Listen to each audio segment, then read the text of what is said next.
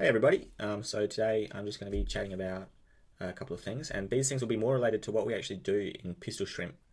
Specifically, what do we do for our zone, and also what is organic offense? Okay, so let's get into it. I'm going to talk about the zone first. So recently we've been doing something which is about a 3-3-1 structure. And what is a 3-3-1 structure? Why do we do it? Well, I guess we had a chat about what our zone was because before we had no structure at all.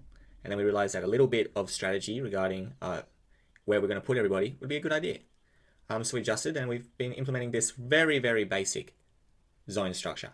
So what have we found works? Well, we put people at the front like this. We're doing a basic 3-3-1, something like this. That's our first 3 players. Then we'll have another 3 back here a little bit, kind of like this. And then we got our deep, which is deep. And you can see here what we've got is a little bit of a, like a flower. And I think that's probably the best way to summarize it. Or a star. Look at this. Almost a perfect star arrangement. And it means that we've got someone covering nearly all the important areas that people are trying to cut into. And I think that's the most important part. What we're trying to do here is stop the idea, stop the thought of the throw. Right? We're not trying to get the actual defensive block here. What we're trying to do is we're trying to get, when we've got, let's say we have offense over here, they're going to try and throw this frisbee. We're trying to just stop them having that idea that maybe they could throw it there, or maybe they could throw it deep. We're not actually trying to get them to throw it near us, if that makes any sense. So sometimes you might feel like, hey, I've run around, I've done a lot of defense, I've been in this zone, but the frisbee never comes to me. I tell you what, if you can say that, you did your job perfectly. When I feel like I'm doing the defense and the offense gets a frisbee, right? I was playing last night at pool, and they had the frisbee over on the right side here, and I was this person, right on this left side. And what would happen was they would not be able to get down this line, because our defense was fantastically trapping it here, and they would pass it to the center handler, right? And I knew immediately that they wanted to throw it into this space because that's the next logical location that they want to throw it. So I put myself right here, right about where they were thinking of throwing it. Like if they had someone up here, but if they had someone coming behind me, that's where I was expecting them to approximately throw the frisbee to. And so I stood there, and I tell you what, they looked right where I was standing, and they realized I couldn't throw anything. And I thought, yes, I've done it. I've stopped them from even thinking about the throw. And so what they had to do was they had to go back the other way. They had to throw back over here, and I'd effectively covered this area. And that's what I think the whole zone is about. The zone is about picking locations in the field for yourself to stand that would be considered the most dangerous places on the field for the other team to be throwing into, right? And the other thing you got to think about is that as a deep defender, what you have is you've got space. So if we've got a circle here, and we can do something like this. This is the rough area. Oh, I'll send this to the back. Send to the back. Okay, so this is the rough area that this person can cover, right? Because if they throw deep, there's going to be maybe 2 or 3 seconds of air time for this frisbee to make it there. And in those 2 or 3 seconds, this person's able to run about 10 to 15 meters in any direction, which is great. But for someone who's really, really close, their area of defense is about this much, right? Because they've got no time to react for the time that the frisbee is going to go past them. So that's why when we have our offense zone, we can crumble up a little bit, just a little bit, at these front areas, right? So that we have a little bit like this. This is our zones. So this person's further away from the frisbee, they've got a bigger area, right? So now they can cover this amount of area. This person's in the center, okay? Much further than those ones. Their effective area is like this, okay? This guy, it's going to take a while to get to this frisbee. So this person's effective area is much larger, okay? They're covering like this area. The deep guy has got this much area. And then, well, this one's a great location, actually. This one, Julian did this yesterday at pool really well. And he got a couple of defensive blocks by just standing in this zone because we'll be in practice a little bit closer. All our players will be up in this field, and they're going to have the frisbee over in this corner. They're going to see maybe their players will be bunching up over here. This is what happened. They had about 3 players standing in this area. They didn't really know what to do. Maybe someone was trying to cut through here. But they were a little bit confused. They had two big open players. And I tell you what, they always do this. They throw over the top of our zone and they hit this space. So this is a very, very active area for when they'd run out of options. And Julian got a couple of blocks just by standing here in this space, because he knew that we were all going to cover here, right? So if you think about it from this kind of perspective where each person has a zone of effective space, usable space or defendable space, it looks something like this. And that's a bit complicated, but that's why when you're at the front, you want to kind of position yourself so your circles don't overlap with your teammates' circles, but they're right on the edge. All right, let's clear some of this away. Now, so we've got still here an effective 3-3-1. This is 3. These guys are 3, and this is still 1. But it's not like you don't have to stick strongly to that 3-3-1. It's more about this is a general guide of which locations are important and how we can maximize the danger zones. Because each area on this Frisbee field is a dangerous place in considering like where can they throw to. If they are going to throw to that area, then it's really dangerous. But we want them throwing backwards. This is not dangerous area. If they're throwing backwards, that's a massive positive tick. That's a massive benefit. I feel fantastic. If the other team looks forwards, they got no options, and they throw a dump backwards, I'm like, they're scared, they're running away, and I tell you what, they're going to throw backwards like this. And if they're a smart team, they'll throw back and they'll try and hit this next player over here. They'll try and do a switch to go over here. I love it when they dump it backwards, but our players already thought of that and has covered the switch, so they can't do that. So then they go to look again, and our whole zone's moved up. And then they have to do another dump backwards. And they keep looking, but nothing's happening. That is, that's when the pistol shrimp zone works the best. The other thing that you can consider as well as something that really worked well was that we were spacing our first few people, the front line, off the mark about 3 meters, 2 to 3 meters. Now, 3 meters is kind of far. 3 meters is probably a little bit too far. Maybe 2 meters is perfect. But it's got to be about the distance that if they did a short pass, you could run in and smack it, right? So 3 meters is maybe too far. If you got 2 meters on them, you can still run in and smack it, even if it's a short pass. But at least what you're doing is, by keeping yourself a distance of 2 meters away from them, is that if this person comes in running here for a little short pass here, they're not going to throw it over your head. Because if you're right on the person, they'll just throw it over your head straight over to this person here. And they were doing that to us all the time. You stand 2 meters off them, they can't throw it over your head. They could probably go for a short pass, but you're going to intercept them. You're just going to smack it out of their hands. And that's going to stop that thing that was breaking our zone all the time. Now, you don't have to always keep that 2 meter distance. If you're someone like Ben Figgis, who's got really long arms, they're never going to throw it over the top of Ben's head. So he can go a little bit closer to the mark. It's not going to matter. And also, sometimes you just want to experiment and try something different. Everything that I'm explaining today is all just experimentation.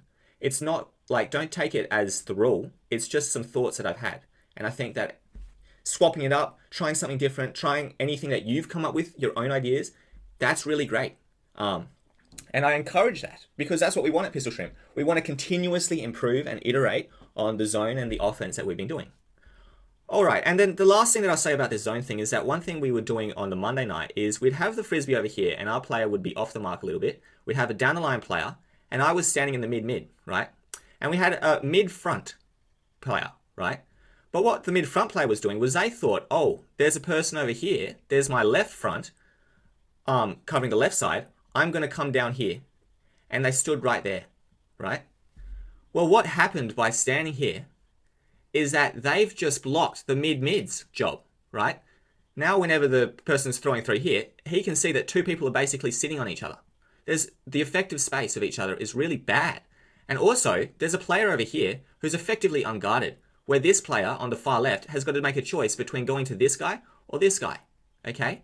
And it's always probably better for this guy to be manning this switch. Because if they can switch it over here while our players are all bunched over here, that's a pretty much almost guaranteed goal. Or at least massive huck up the field and then goal, okay? So what we want, if you're a mid-mid player and the disc is on the sideline over this side, don't worry about it, okay? Don't worry about coming down in here. Just stay up here. Stay up high and stop this guy. Stop this dump. And stop this look easy, okay? So you can stay a couple meters off this guy. But if this person who's got the Frisbee looks downfield and then they realize there's no cuts and they look to the dump, you know you can get a little bit closer because something's going to happen. And you can let them throw here because you already know that your player on the left front is going to get that defense. Okay? So that's why it's really good, just if you're the mid-mid, to stay up high. Stay a little bit higher. And this guy here, he's going to cover all these shots here.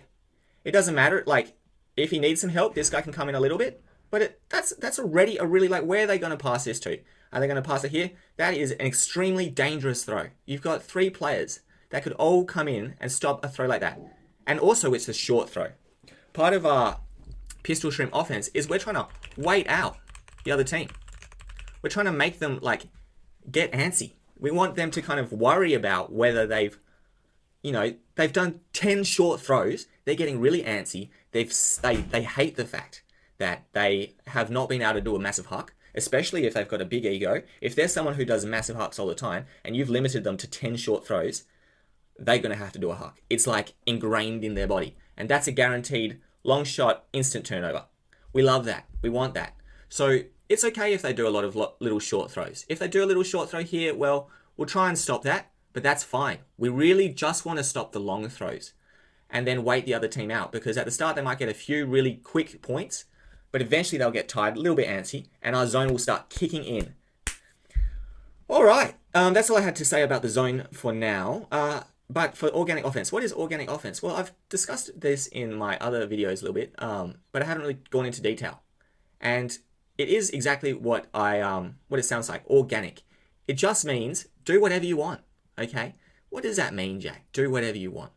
Well, basically, I want to give people the autonomy of making your own decisions. That's what I think is the most critical piece of information, is make your own decisions about how you want this game to work. So if you're offense, if we're the blue team here and we've got the Frisbee, I want you to feel like you could make any kind of cut. You don't have to feel like you're stuck on the sideline running up and down like you would be in a horror. You wouldn't be running up and down like this. Maybe that's clogging the field.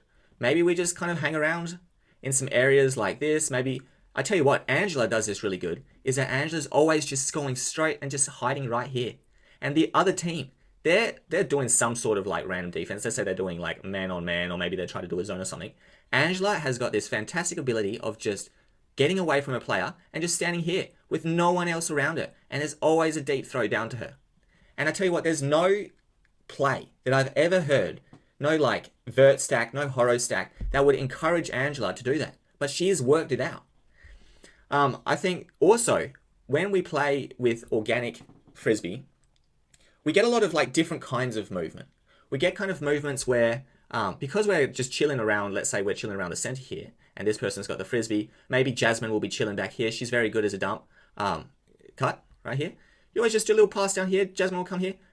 And then once Jasmine's got the Frisbee, I tell you what, it's just like a chain reaction. Suddenly someone will cut out from here, and these players are already moving downfield. And then Sondi will get it, and then they'll pass to Seng, and then Harry will have already sent it down here, and then Seng will go to Harry, right? These are just really organic runs that we're making that aren't really like any specific style. It's more about putting in the time, putting in the effort, and building team chemistry. I think I personally throw the Frisbee to a couple people more than others, but those people who I throw to, they don't always throw back to me. They throw to someone else, right? And we build up this trust with the other players on our team, which say, I know that I can get this person to catch the Frisbee if I throw to them. And so we build like basically a chain, a mental chain of who will get the Frisbee from us. And that's really good, because let's say that I've got the Frisbee. Well, I'm probably always going to look for Seng. You know, Seng's crazy. Like that he's always catching anything I throw, so I trust him a lot. He'll run, do some weird ass cut out here into space, get the Frisbee, but I'm all the way back up here. I'm never the next cut. I'm never the next person who gets the Frisbee. He's going to throw to someone else. He's going to throw down to like Harry or Angela or Jasmine or something like that, maybe Sondi. And then that will just keep working down the field. That's what I really like about our organic zone. The other thing that I will say that organic offense, it's not organic zone, organic offense, is that encourages us to learn how to throw, right? You got to know how to, when you've got this kind of organic offense, you're going to be put in a lot of different situations. And in those different situations, you need to know how to throw different things, right? You got to be able to throw a hammer. You have to also be able to throw a backhand or a forehand or maybe a scuba. I haven't done a scuba in a long time, probably ever. But I tell you what, Sondi is always throwing scubas. That guy, you know, you're right on the end zone line and like everyone is just crazy. I tell you what, 9 out of 10 times, Sonny's going to throw a bloody scuba and you're going to think, what are you doing, dude? And it comes off. It always comes off because he knows how to throw it. That's the great thing. I think Pistol Shrimp have some of the best hammers, some of the best crazy curvy throws that you'll see in any team. And that's because we encourage the ability to throw differently, throw different types of throws. And I've been on like other teams. I know, like, for example, on Marlow, they were being told off if they threw weird throws. And this isn't always, this was just on one of the AMUC teams, I heard it. Okay, I'm not going to name names or anything, but I'm just saying that in some teams, if you throw a backhand curvy or a hammer or something, they will go up to you and say, don't do that again. Okay, we don't do those unsafe throws on our team. I hate that. I love unsafe throws.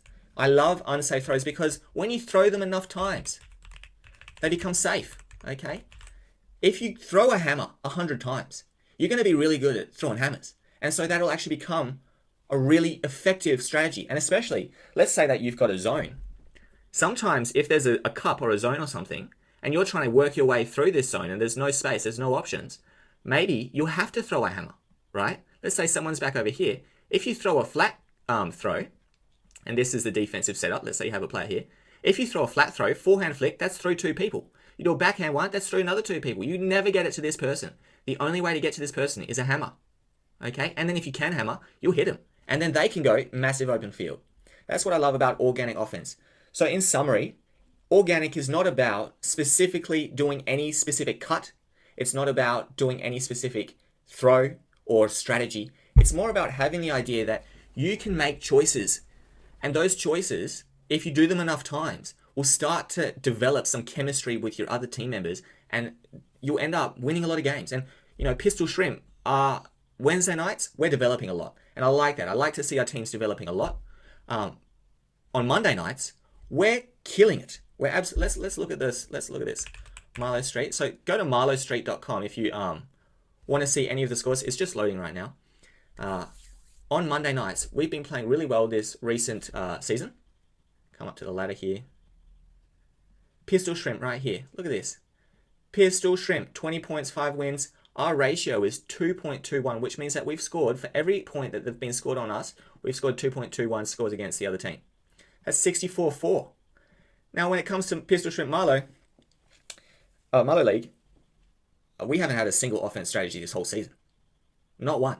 Defense, we've been doing the zone thing, which has been working great. And I think Dean's made a lot of help, especially in the backfield. He's a fantastic player in that defensive role. And we just, you know, have a great time. I tell you what, you go to Frisbee and you always have a really fun time at Marlow on Monday nights. And that's what it's all about. It's about having fun. You know, at the end of the day, this is just plastic discs flying through the air. Have some fun, enjoy your game, and don't worry too much if you're getting too serious about it. You know, doing a hammer or doing a really cool throw can really just increase the amount of fun that you're having and improve your overall well-being and enjoyment of the team. That's all I have to say for today. It's been a bit of a long video. Sorry about that. These are just some thoughts. I wanted to change up the format. I'm done. See you on the field.